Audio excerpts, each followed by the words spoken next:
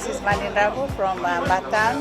I love listening to Gold FM, only the classic hits. I'm Sela Sadakau from Vatukola. I only listen to Gold FM, only the classic hits. Gold Benaka, I'm Vale and I'm working at Golden Grove Resort and I love listening to Gold FM because it plays a really wide range of classic music. I'm Saini Sakio from Kashmir Wotoka. I like Gold FM, but only the classic hits. Gold FM, only the classic hits.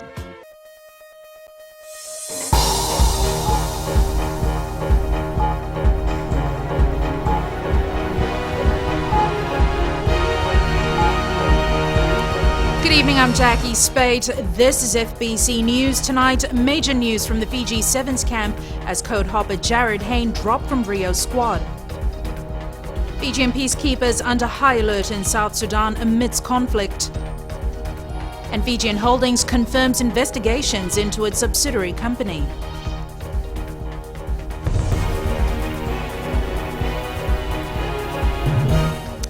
Code-hopping Jared Hayne has missed selection in the Vodafone Fiji 7 side for the Rio Olympics. Coach Ben Ryan omitted Hayne earlier today from the extended squad. A press statement released by Fiji Rugby Union states that Ben and Hayne met at the end of last week's camp and had both decided that his journey towards Rio had come to an end. Ryan stated that one of the biggest hurdles for Hayne was the time frame, but he had contributed hugely to the squad's attitude. The final 13-member squad will be named on Saturday. We now cross live to Vash Neil Prasad in Pacific Harbour as he is standing by with national coach Ben Ryan. Vash, what more can you tell us?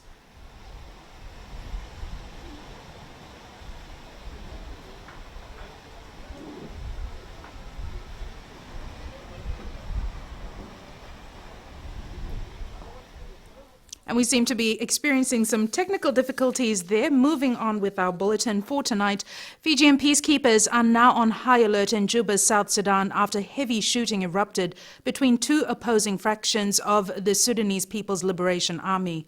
Republic of Fiji Military Forces Chief of Staff Colonel Litese Ruratu has confirmed to FBC News that 5 police force officers and 1 military officer are billeted at the United Nations House in Juba, which has been under fire since yesterday. Overseas media report that a Chinese UN peacekeeper has been killed, along with scores of South Sudanese, as the fighting escalated. Police Commissioner Brigadier General Sitiveni Gilio says they have been in contact with their officers and are assessing the security situation through the UN. Only 2 months ago, the Fiji Police Force sent a contingent of 10 officers for a year's duty in South Sudan, led by the Assistant Commissioner of Police, Unaisi Vuniwanga. An independent audit firm has been tasked by the Fijian Holdings Limited to investigate the delay in payments for a $6 million loan by one of its subsidiaries. FHL Group Chairman Yowane Naiveli has confirmed their major shareholder, the Itauke Affairs Board, wants an answer for the late payments. Savaira Tambua has more. The independent auditing firm has not been named, but it is to report directly to the Itauke Affairs Board next week. Instructed one of our independent firms, audit firm, to carry out this investigation, and they have to report directly to the Permanent Secretary of Itauke Affairs. That's what we have done. Yeah? So we're just following the instructions. FHL could not divulge more on the independent audit firm, but has confirmed it is one of the top audit company globally. According to the CEO, they will not point fingers at anyone, but will make sure there is transparency. We are just going through not only this loan, last 12 months, all the loan approved, how they have gone through, and to make sure the transparency, follow the rules, following the standard procedures. Like every other bank or financial institution, we have our own loan procedures. So they have gone through. We just want to make sure everything is clear. Merchant Finance and Fijian Holdings Fund Management provide loans to subsidiary on behalf of FHL Limited. Savaira Tambua, FBC News. One of the main issues that the Pacific Islands Private Sector Organisation faces is connecting the private sector to markets, as these countries don't have the luxury access to readily available markets. This was highlighted by Attorney General Ayers Said Qayoum at the 2016 Pacific Islands Private Sector Organisation Annual General Meeting in Nadi today. Akusita Thale reports. Private sectors around the Pacific have been encouraged to bring to light challenges they face in trying to access markets around the region and the world. We always have to recognize what are the limitations that we have in the Pacific to be able to then find the solutions. By highlighting the challenges, you're not actually saying that there are no opportunities. But I think it's critical to understand where we are coming from. Therefore, it's critical for us to be able to learn to collaborate with each other. Because we don't have the economies of scale, we have to be able to collaborate with each other. Syed Qayoum says all governments should look at alternative ways to provide opportunities without compromising the standards required of them. There's perhaps opportunity within the Pacific to have regional certification agencies that can provide those services to different Pacific Island countries without them having each country to have to establish a standalone certification organization. With limited resources, private sectors must be able to identify their niche product. There's obviously a certain peculiarity of your country, certain peculiarity of your market, your ability to produce something. That needs to be obviously be honed upon and for you to be able to utilize it to the maximum. Syed Qayoum says the Fijian government stands ready and willing to assist neighboring countries to tap into the Fijian markets. Akusita Thale, FBC News. And we've managed to get Vashnil back online with us, and he's standing by with national coach Ben Ryan in Pacific Harbour. Vashnil, what more can you tell us? Yes, you've heard that Jared Hayne has been excluded from the extended squad, and as you also know, we are here in Uprising where the Fiji Sevens team is camping. It might have not been an easy decision from coach Ben Ryan, but we are joined by him. Ben, how was it possible excluding Jared Hayne from the extended squad? Well, he's had a really good few weeks, but it got to the point where on Friday I had a chat with him and I'd made my decision up that it was just too short a runway really for him to get his fitness and everything else up and running, and with that decision already being made, I thought there was no point in dwelling on it and him having to do another really hard week when the decision had already been decided upon. So he agreed, he understood, he's a top bloke and took it in his stride, and he's added value in training for the last few weeks. But for him, his road to Rio's finished last Friday. Probably now you can reveal how the conversation with him started before London Sevens and how he rolled up into the camp. Yeah, well, it happened actually when we had a Fiji Airways meeting in Sydney before the tournament there, and we had a telenoa and a little chat, and I think he saw the boys, and it just sprung a little idea seed in his head, and then we got a phone call before London saying that he's available and can come over, and from there really the story slowly unfolded, and he's made huge strides in the last 3 or 4 weeks, and literally his body must be screaming at him at the moment, and it's just a case of it's too late really, it's too short the box of opportunity, and we gave him a chance, and I think if we'd had another couple of months with him it might have been a completely different story. And as I've said to him, if he goes to Super Rugby or he stays in Union, that any club I think it'd be a major asset to play him at inside centre or fullback, and hopefully he'll be wearing fly Fijian colours in the future too. Apart from him, the other boys are also in the camp. Probably 4 days remain before you name your squad to the Olympics. What all are in bag for these boys in these remaining 4 days? Well, I said to somebody last couple of weeks ago that I won't have any sleepless nights, but I think they started last Thursday. As you sort of wake up in the middle of the night and wonder why you're thinking about one of the boys, whether he should be getting in as a halfback or whether we're going 5'7" or 6'6", because they're all putting their hands up, and every day it ebbs and flows a little bit, and you get an injury and suddenly that puts someone on the back foot.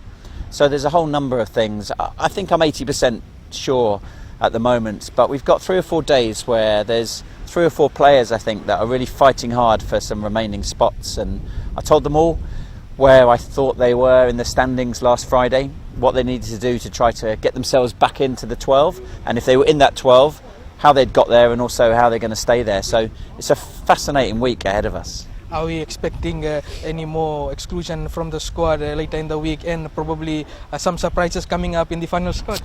Well, Vaishnav, I mean, you're right. Yes, there could be some more. Movement in the squad in the next couple of days as we slowly trim. Really, that X Factor feelings joining us at the moment, and it could drop down.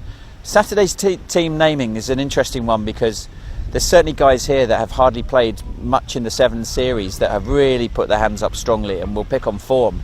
But also, what I'm starting to see now is that everybody's training well, and that's what I wanted to see at the end of selection. That I looked down the list of all the players, and they've all got big ticks by their names. Makes it really hard for me, but means that we're going to be taking the strongest side possible to Rio. So here go a very interesting announcement to be made on Saturday, and as you know, many standing here, no nonsense coach. He'll name his squad on performance. Jackie. Definitely a list we're looking forward to come Saturday. Thanks so much for that, Vaishnav. Coming up on FBC News, PM Bainimarama leaves for PIDF in the Solomons. And FBC makes a major statement in local TV market. Stay with us.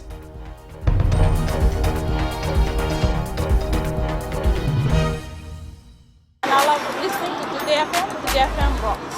My name is Freddy. I'm from Gamiatong. I listen to Mario on the traffic jam every afternoon. Hi, my name is Salah. I live in Asinu. Today FM rocks. My name is Denasa and I'm from Lutoka and I love listening to Today FM. My name is Wulamila. I work at Golden Point Resort. I love listening to Today FM. It rocks in Raki. I'm Mary from Mandera. I love listening to Today FM. Today FM rocks. We love listening to Today FM. Today FM rocks. Today's hit music on Today FM.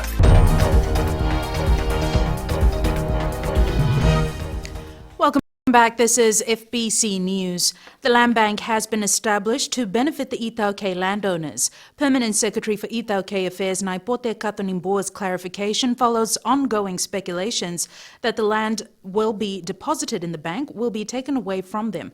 Ali Kimbia has more. The Ithauke Affairs Ministry will continue to encourage landowners to deposit their land in the land bank for investment purposes, which will in turn bring economic benefits for all Fijians. The main beneficiaries we're engaging with the land bank is that most of the lease money are being provided to the landowners and not only to the ministry. So in terms of operation cost, that normally being reduced from the land lease money that is directed to the landowners themselves. The land bank has been set up under the Land Use Decree 2010, through which native owners can allow government to use their property for development purposes and lease it at market rates. The unit will only use land that has been designated by native title landowners from whom consent will have to be obtained. The Ithauke Affairs Board is undertaking a workshop to assist landowners to better understand the benefits of the land bank. The outcome of this workshop is for staff to have to differentiate the services being provided by the land bank and the services being provided by KLTV. The Ithauke Affairs Board finds it easy to allocate lease money to those landowners who are registered with the land bank. Ali Kimbia, FBC News.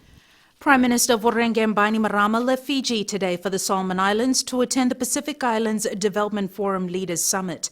This is the first time the forum is being held outside of Fiji and the first time for the government of the Solomon Islands to host PIDF since joining the organization last year. Discussions at the summit will include the Suva Declaration for Climate Change, climate resilience and follow-up on the Paris Agreement in preparation for COP22. This year, the theme of the summit will be Stewardship for Healthy Oceans and Healthy Nations in preparation for the first triennial UN Conference on Oceans and Seas to be held in Fiji in June 2017. The two-day summit begins tomorrow. Women's Minister Rosie Akbar believes empowering women is the best means of putting an end to domestic violence. While speaking at a public seminar, she highlighted that many women choose to stay in abusive relationships because they lack the confidence and support to leave their partners. Ritika Pratap reports. 62% of women in Fiji have suffered intimate partner violence, and in many instances, they are dependent on their abusers. We believe that empowering women, making them financially independent, sort of gives them a voice, a stand. And that this will assist us as a country to fight gender inequality, which I believe is a cause for domestic violence. Akbar says the national expo that started 3 years ago was aimed to get women from around the country under one umbrella to showcase their products. 2014, close to 133,000 was made within 3 days.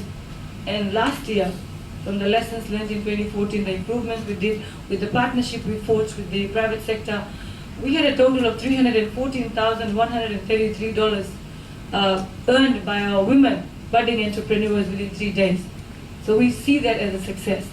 The minister urged the private sector to partner with the ministry to promote entrepreneurship for rural women that will help them to stand on their feet and improve the living standards of their families. Ritika Pratap, FBC News. The Fiji Broadcasting Corporation Daily Television News has started airing from 7 p.m. FBC Chief Executive Riaz Said Qayyum made the announcement this morning, saying FBC News will now reach the greater population, especially the working class audience. Shireen Shivan reports. The FBC TV News has been moved from 6 p.m. to 7 p.m. FBC clients were informed about this change during a breakfast hosted by the company this morning. We have very carefully considered the public view and the change we are going through as a nation before making such an unprecedented move. Syed Qayyum says a lot of people who reach home after 6 p.m. often missed the news, but now everyone will be able to keep updated with the latest happenings. In a very measured change, internationally popular shows that appeal to the young market, such as Arrow, you've seen, Supergirl, Batini Tanoa and The Flesh will now move to 6 p.m. to start capturing the audience in anticipation of the 7 p.m. news. This change will ensure that anyone arriving home early will be entertained and captivated by FBC TV's top-class shows and not be distracted by news on other channels. The next phase of news modification includes a 45-minute bulletin, which will start in another 2 months' time. Shireen Shivan, FBC News. And turning to world news, more details are emerging about the gunman who killed 5 police officers in Dallas.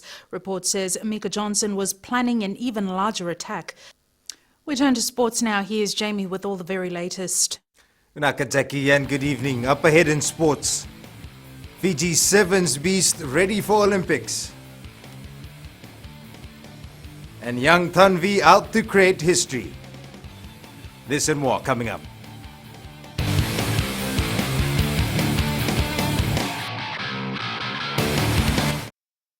आपको खरगंगा की रंजिला का नमस्कार। Radio Fiji की सुंदर सुंदर यादों का खजाना एकदम बचपन के दिन याद करा देते हैं। हमारा नाम जॉनी नायडू है, हम रहता है मलोरो में और हम टैक्सी ड्राइवर है। हम सब टाइम अपन टैक्सी में रेडियो फिजी 2 सुनता प्रोग्राम। हम सिंगाटोका के हैं, हमारा नाम है रोजी, हम लोग यहाँ पे रेडियो फिजी 2 सुनता है। राम राम, मैं रेमस प्रसाद बोलता हूँ, तब होता हूँ कोई रहता हूँ। मैं जब भी सुना रेडियो फिजी 2 ही सुनता हूँ। रेडियो फिजी 2 देश की धड़कन।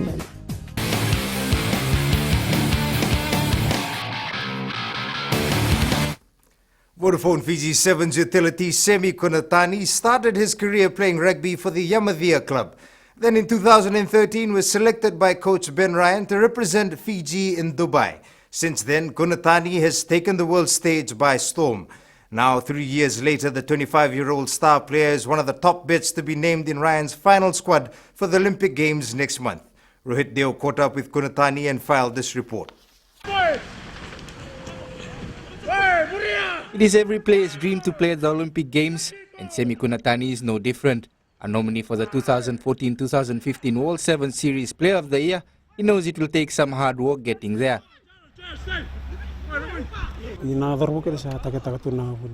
All the boys in the squad are trying their best to win a spot in the Olympics. No one is relaxing at the moment and they are making sacrifices to be selected. Kunatani plays 15-a-side rugby for Toulouse in France and says getting used to the abbreviated code has not been easy, but he is slowly picking up. Before I left France, my weight was 104 kg and now I am 102 kg, which is a good sign, and I am thankful that I can recover my speed again.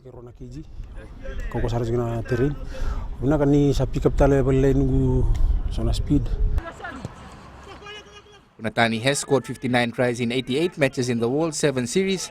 With such a glorious record, will take a fool to bet against Kunatani's selection in the final team. Rohit Deo, FBC Sports. The TFL Fijianas are aware of the fact that they could be the first team to win a medal of any sort for Fiji at the Olympic Games. This has inspired them to do better at practice, which has been visible during training sessions. They know they're fighting for spots, and I've not been particularly favourable to certain players than others. So the question mark over everybody at the moment as to who I'm going to pick in the final 13 for Rio. But the girls have been brilliant. They turn up. As you saw this morning, they're out here practicing our moves and our plays before the session was due to start, and that shows the dedication that these girls have got. The Fijiana side to play at the Olympic Games will be named on Saturday. Nandi will host Suva in the feature match of Round 10 in Skipper Cup competition this weekend. The game kicks off at 3 p.m. at Nandi's Prince Charles Park on Saturday. In other matches, Namosi hosts Northland, Nandrunga battles Malolo, Tavua takes on Tailevu, while Vatukola faces Lautoka. Nandrunga leads the Skipper Cup points table with 35 points. A 9-year-old girl has been selected for the women's squad to represent Fiji at the World Chess Olympiad to be held in Azerbaijan in September. The team is packed with experienced players, but it will be history in the making when Tanvi Prasad represents her country for the very first time. Vashnil Prasad with the story. Year 4 student of Din Bandhu Primary School, Tanvi has written a new chapter in chess, making her international debut at the 42nd Olympiad Championships, regarded as the mecca of all chess tournaments. I didn't have interest before till my dad pushed me. Quite okay to represent Fiji. Prasad will be representing Fiji alongside experienced women's chess players Gloria Suku and Hilda Vukikomoala. Every Olympiad, our aim is to better the performance of last Olympiad, so the team has been assigned certain targets. The men's team will be led by current champion Kelvin Prasad. This is the World Chess Olympiad. It's attended by 180 countries from around the world. Of course, we have the normal strong teams such as Russia, we have USA, we have Azerbaijan who's the host. These are the strong ones. Fiji chess is ranked 178th in the world, and players are hoping to improve their standing at the tournament in September. Vashnil Prasad, FBC Sports. Portugal has won the Euro 2016 football title after a 1-0 extra-time victory against France this morning. This is Portugal's first major international title win. That was sports for tonight. It's back to Jackie now with business.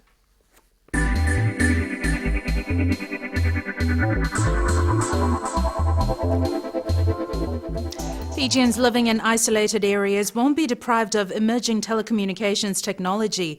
Fixed line operator Telecom Fiji says it will use 4G and fibre optic cables to extend its reach. TFL's core business used to be fixed line services, but the dominance of mobile phones has forced the company to think outside the box. Using its Wireless Connect 4G Plus network, Fiji's oldest telecom company is able to bring more digitalized solutions to all Fijians. Chief Executive Motilal De Silva says competition in the market has never been stronger, and TFL has developed solutions to address the broader needs of the marketplace.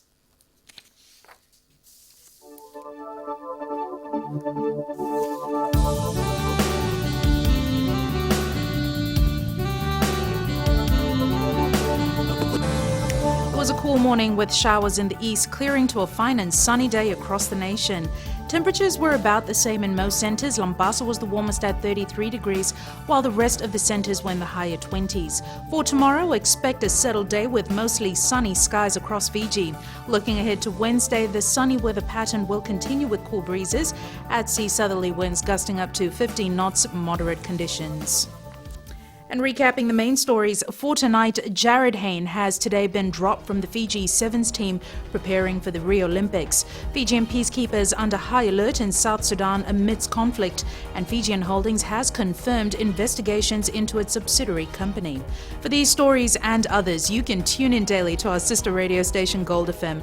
Results from last week's poll question, we had asked, should Fiji host a Super Rugby match every year? 87% answered yes. This week we are asking, can the Fijiana win gold at Rio Olympics? To answer, visit our FBC website. Send us newsworthy pictures and videos on email citizenseyes@fbc.com.fj or share it with us via Facebook page, FBC News. And if you're on Twitter, follow and tweet us your news tips at FBC_news or simply hashtag FBC News. You've been watching FBC News. I'm Jackie Spade. Good night.